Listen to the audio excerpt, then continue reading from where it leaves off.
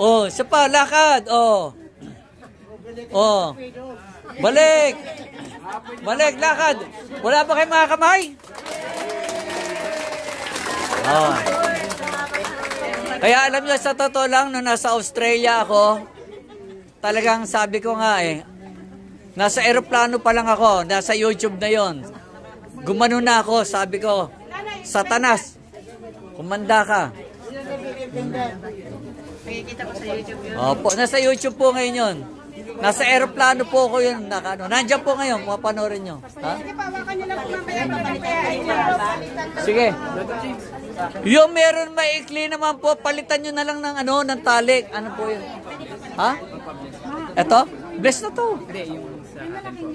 Ha? Pagpalain ko. Gagamitin ka rin ng ama eh. Oo, makakapaggamot ka. Wala nang orasyon na iba? Ha? Wala nang orasyon na iba. Okay. Okay, mga kapatid. Mga kapatid, may nagtanong sa akin, napakagandang tanong po.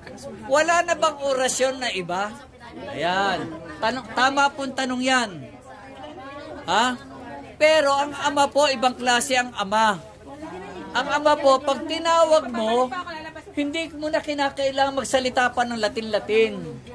Basta sabihin nyo, ama ko. Kasi ang ama, ang Latin po, kasi kaya Latin, nasa Latin niya eh.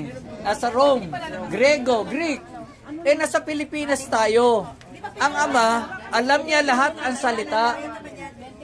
Kaya kung ano yung sinasabi mo, naiintindihan ng ama yon. Mga kapatid, Tagalog na lang. Ang mahalaga, natawag mo siya. Kaya lang po, bakit may Sator, Arepo, Tenet, Operotas? Kasi secret ko dyan.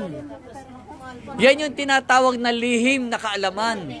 Sino yun? Ang ama. Oh, lihim po yan, ha? Ngayon, alam nyo na, ang kahulugan po na Sator, Arepo, Tenet, Operotas is our Father. Ama namin. Oh. Alam nga naman, nagsalita ka ng hindi mo alam yung Latin. Alangan mo sabihin ng ama, oy, magsalita ka lang di eh. Kung ano yung salita na ibinigay siya ng ama, yun ang gamitin mo. Po? Yun ha? Okay, tanong. Opo, pwede po yan. Yung po siya di pertudes, ang mga anak nyo, kukuha ng board exam, pwede nyo po pahiram.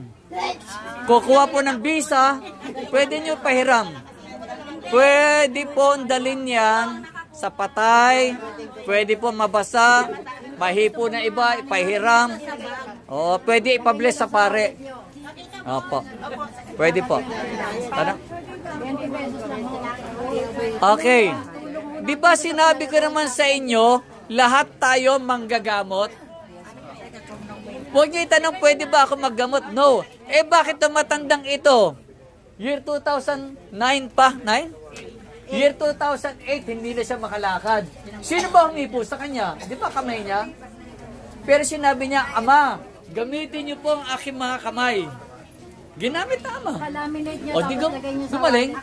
Di ba?